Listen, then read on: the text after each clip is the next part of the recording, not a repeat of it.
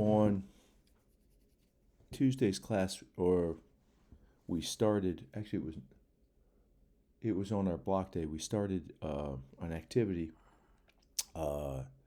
where we were looking at a thing called the Carrington Event, which was a large solar flare. So for a warm-up, what we did was we looked to see for a definition of plasma, okay? And we looked to look, by the way, nice spelling there. We were looking for a simple definition of plasma, and actually that's what it says. Look, it just cut it off. But anyway, so when we were doing this, we looked at Dr. Google. We called it up there, and we looked up simple definition of plasma. Okay, and the first hit says plasma is superheated matter, right? So hot that the electrons are ripped away from the atoms, forming an ionized gas, right? And so let's take that. Yeah. Oops, let's go back here, and we'll put it up here. So for the first one, right? Whoa, hey, that's not very good. Let's make that a little larger so it can be seen, possibly. Right. Anyway, and the idea here is that when you have a plasma, you have gas, effectively, that gains so much energy that that the electrons actually come off the atom, okay?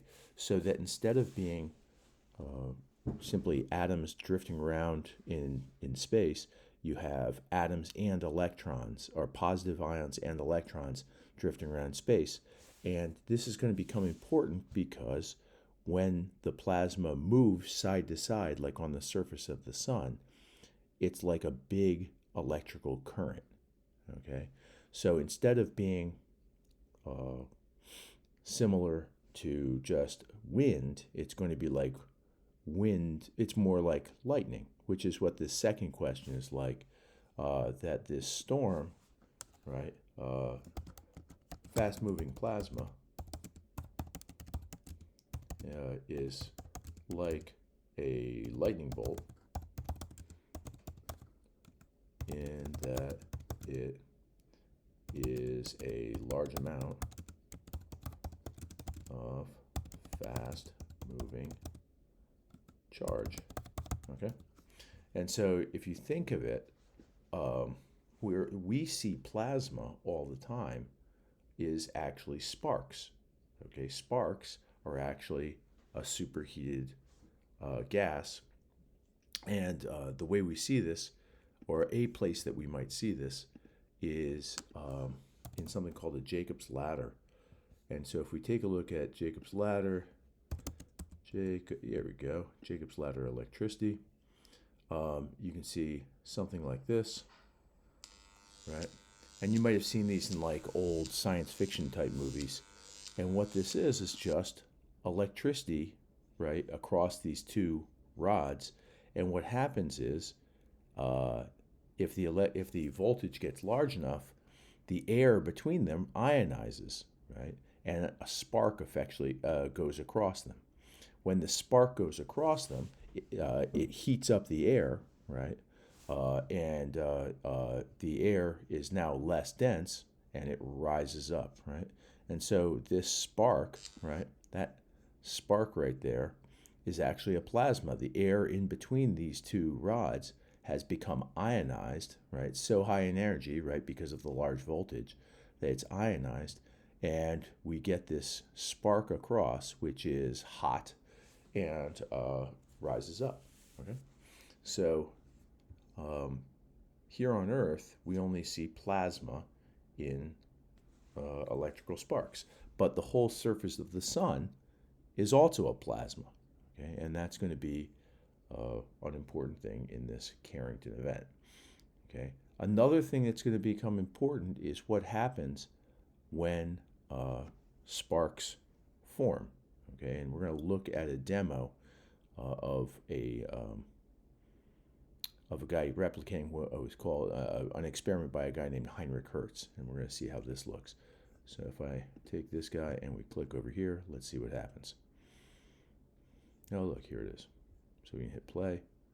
Couldn't problem playing this video. Great. Let's not do that. Let's just go.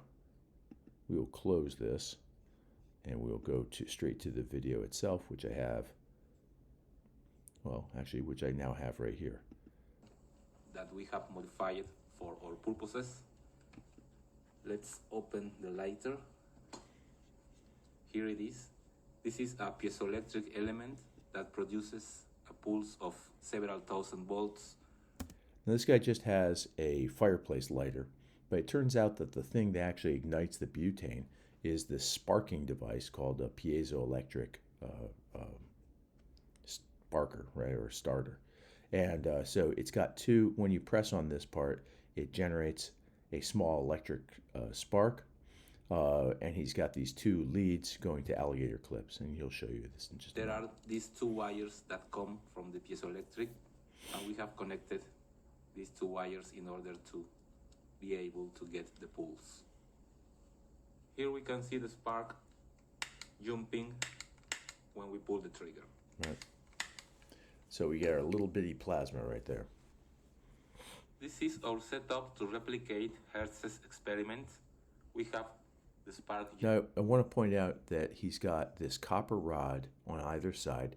Here's this little gap where we're going to get a spark, and because we have the wires connected across it. But this copper rod over here is not connected to this at all. It's got a little light bulb hanging between the two rods here. So if you were to run electricity through this rod, right, it would have to go through the light bulb to get to this rod. Okay. So we're going to see what happens. Generator connected to these two wires, and the electromagnetic waves will travel through the receiving antenna. Here we have a neon lamp connected to the antenna, and when the spark is produced here, the neon lamp will glow.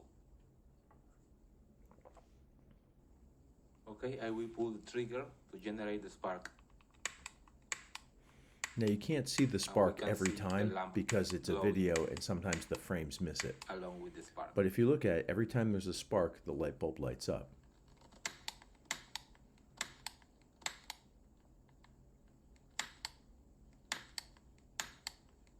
Okay, so let's just go back, right? And you can see here's the spark and the light bulb lights up, right? Right. So there's the spark and there's the light, okay? So the question is, why does that work, right? Why does that work? Well, let's take a look at why that might be. It turns out that if we have a fast-moving charge, right? So if we have charge going sideways, and we'll just do it like this. Let's say if we have electricity, right? Electrons moving really fast side to side. They generate a magnetic field. Every time we have moving charge, we generate what's called a magnetic field. And so around this charge, we have a magnetic field. Okay, so let's actually put that in there.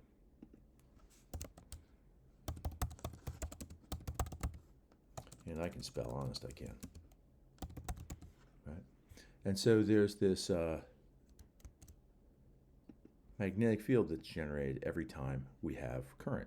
But the funny thing about this magnetic field is that as the electrons accelerate, right, it generates this magnetic field. And as the magnetic field grows, it generates another electric field.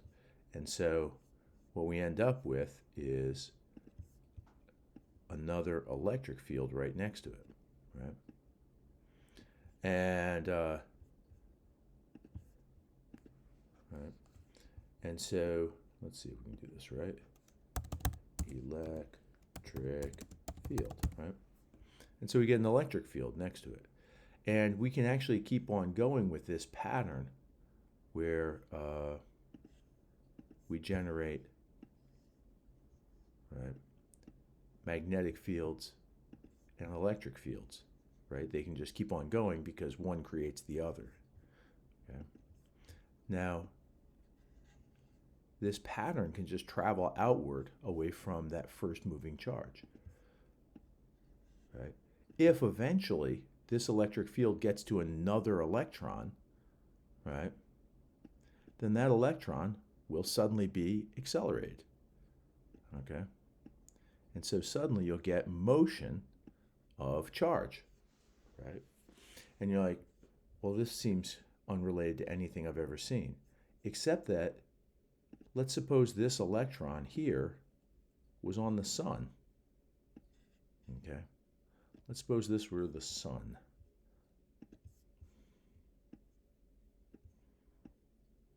Right?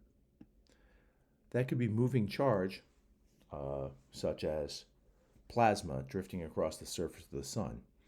Usually it's smaller than that. It's simply electrons in the sun rising and falling due to the heat of the sun. But in the case of the Carrington event, it's going to be this sudden motion of plasma across the surface. If this pattern drifts outward, it could get to some place, such as the Earth, right? And then suddenly we would have large motion of electrons here on Earth, okay? Now normally, when we see this phenomena, we call it light. Right? This is what light is, okay? We can call it, usually we call it things like ultraviolet light or visible light, right? So we're talking about visible, UV, X-rays, right? Any of these, right? Radio, right? These are all forms of light that are transmitted this way because instead of really calling this a series of magnetic and electric fields, what we call this, we usually call this an electromagnetic frequency, okay? Which is what light is. So why are we talking about this? Well, in this unit, we're going to start, after we're done with the Carrington event, we're going to start talking about electricity. Then we're going to talk about magnetism, and then we're going to put the two together to talk about light. And that's really where this goes. This Carrington event discussion is really an intro to talking about electricity and then magnetism and then electromagnetism, right, which is what light is, okay? So that's where we're going with all of this. And if we go back to yield video, which I believe is right here, we can see what happens when the guy applies a larger voltage.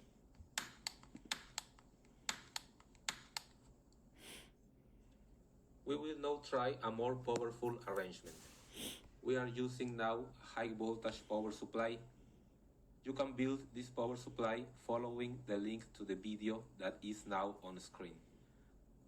This power supply outputs several thousand volts. The output of the power supply is connected to this capacitor. The capacitor stores the energy and the spark will be more powerful in our transmitting antenna.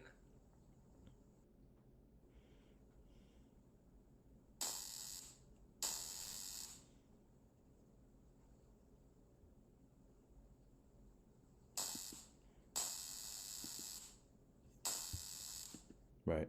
And so if you look at this, right, when this just gives a more sustained spark, right, it's much brighter, higher energy, and it makes the light bulb light up more brightly and also for a longer time. Okay? So we see this same thing. What happens when this spark is formed is effectively that radio waves, right, jump from where the spark is to where this copper rod is, and it causes the electrons in that rod to move side to side, and that's what lights up the light bulb. Okay, so we can actually transmit moving a force on electrons from here to here, right, by simply having moving electrons here cause an electromagnetic frequency, which then causes electrons over here to move. Okay, so let's take a look now at an example of this that's pretty big. And this is called the Carrington Event. So we're going to take a look at that. And let's see if we can do this.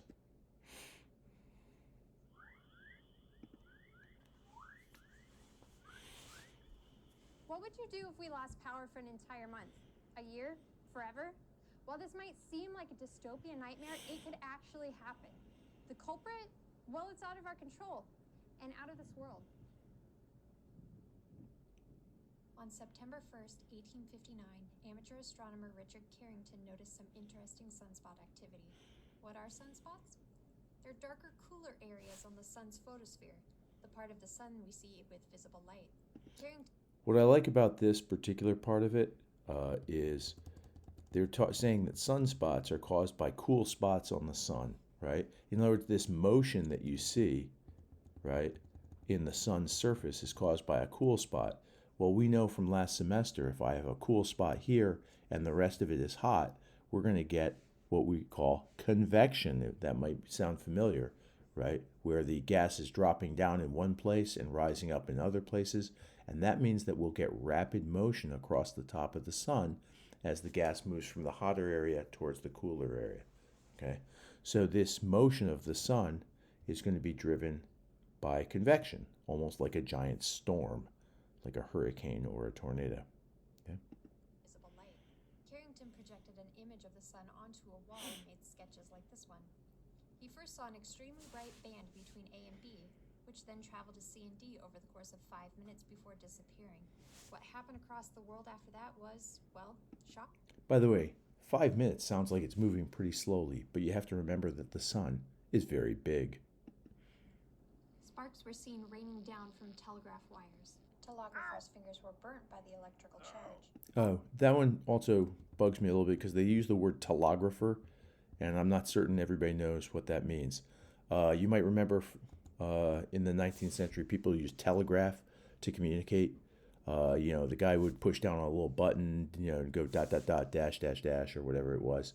And so this guy near power lines was shocked, right, as electricity was generated in the power lines, right? The power lines themselves had sparks raining down from them, right? Now, power lines were fairly new in the 19th century, but nowadays they're everywhere. All wasn't bad, though. So what was that bright band that Carrington saw? It was actually the first recorded observation of a solar flare. Let's take a look at what exactly a solar flare is and why it caused so much mayhem back in 1859.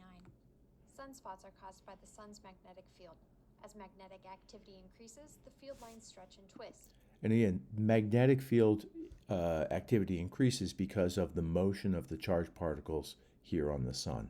Okay, so they're focusing on the magnetism, but as you do this, the thing that causes it is the moving charge on the surface of the sun. They go too far, and like opening a shaken soda, the solar material gets launched into space. In the case of the flare, this happens quickly. The Carrington event was only 5 minutes. That solar material and radiation interact with Earth's magnetic... Right, the radiation they're talking about is the extremely powerful, radio wave that was transmitted by the Carrington event. But along with it came actual solar material. There was enough energy that some of the plasma at the surface of the sun was carried along with it. So you have ionized particles traveling through space as well. Pushing our leading field lines back. Some of the material follows the field lines down toward the poles, which then collides with our atmosphere to create a brilliant spectacle called an aurora. Speaking of auroras, the northern ones are normally seen in the regions around here. But during the Carrington event, they were seen as far down as Cuba, around here. Now, I would like to pause for a moment just to say that the guy named Josh there is a very nice guy, and he gets not enough credit for having agreed to simply hold a globe in the video. He gets no other part. This are rare, but could we handle a Carrington level event? Let's take a look at what happened in 1989. In 1989, a large solar storm hit the Earth and, like Carrington, created some spectacular auroras. Unfortunately, it also caused a lot of damage. A transformer is part of your electrical system. At a power plant, you have a transformer that raises the voltage, right? So if you've ever been near power lines, they always say caution, 150,000 volts or something like that. Power lines transmit power from the power plant to you at very high voltages, which turns out to be more efficient. But you also have transformers near your house on telephone poles. And if you're walking in the summertime outside, a lot of times you'll hear them humming because of the large power consumption. The transformers on the telephone poles near your house are ones that take that large voltage and step it back down to 240 volts so that it can power your house. Okay, so a transformer is part of your electrical power system. And this is a big one because it's at the power plant and it was destroyed by the surge of electricity. US experienced over 200 power grid issues in just a few minutes. It also killed power to the entire Quebec province for 9 hours, and many didn't have power for several days. Above the Earth, 1,500 satellites slowed down due to atmospheric drag. Many lost communication with Earth and tumbled out of control. Now, this storm was only a third as powerful as Carrington and caused this much damage. Thankfully, we learned from the event and have made some important changes. We now have several NASA missions monitoring solar activity. With the heads up they give us, we can put satellites to sleep and shut down electrical grids so they don't get overloaded. But as long as we keep funding NASA and keep improving our infrastructure, we should be able to survive a Carrington-level event.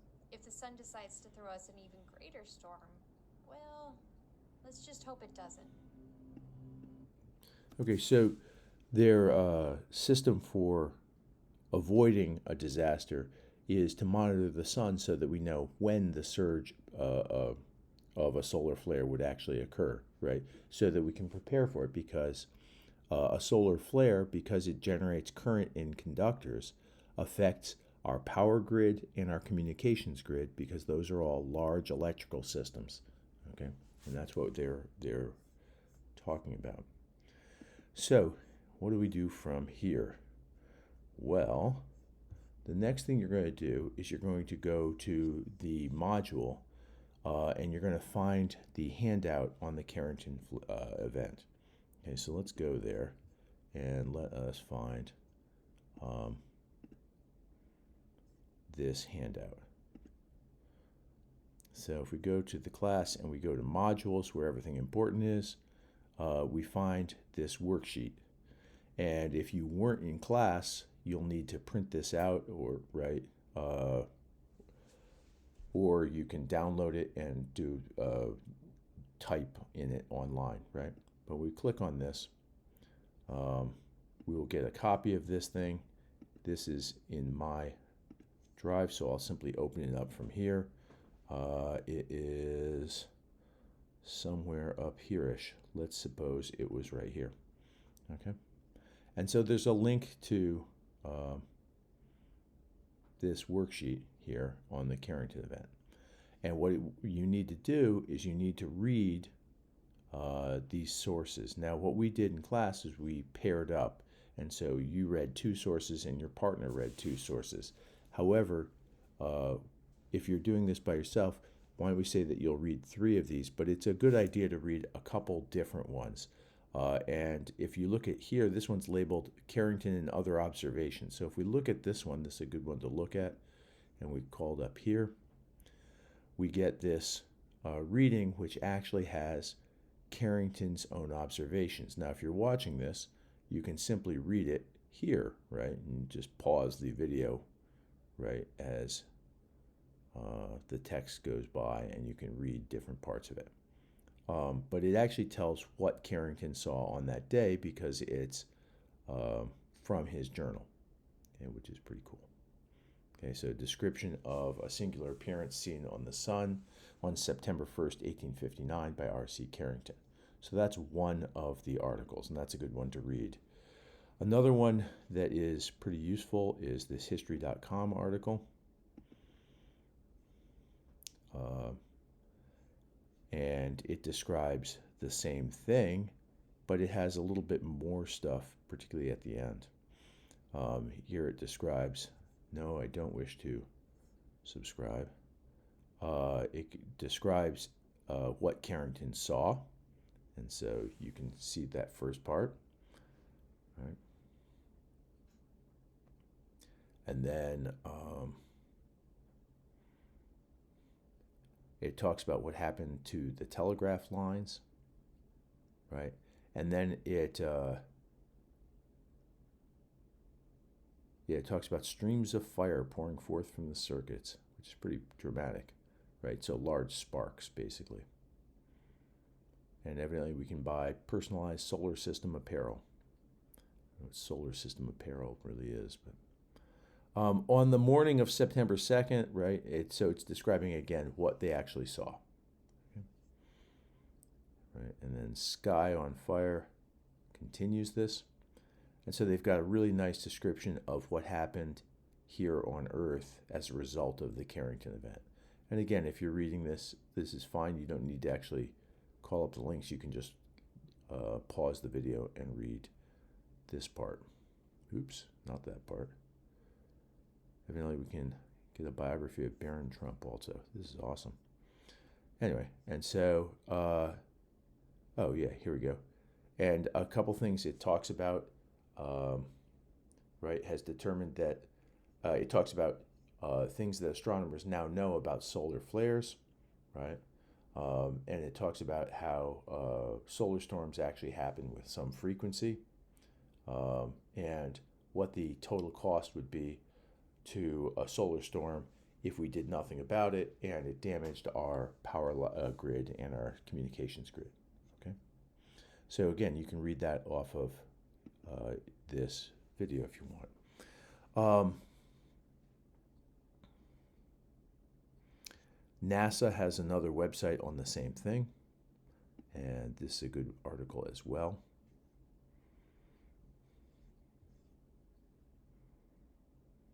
And again, it describes the Carrington event, right?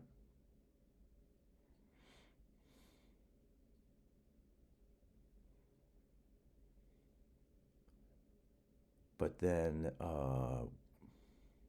let's see, where does it go from here?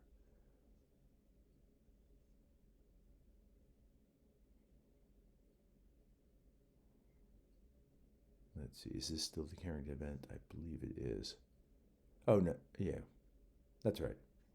And so this is talking about data that was taken on the day. Magnetic data was taken, right? And then talking about the auroras as the same thing that the woman talked about in the video, right? And so they're talking about how often things like the Carrington event actually occur, right? And then how often other smaller ones have happened, right? And then here's talking about what actually would happen if it happened today, right? And it talks about the effects. Okay, so it's, right, and talking about danger to things like planes, right? Because it would affect things like our GPS system, right? Our navigation systems that we use, which are all satellite based, and rely on our ability to communicate electronically with satellites. So, right, and so here is a description of the effect of it. So again, you can read this off of the actual video if you work at it and just pause periodically.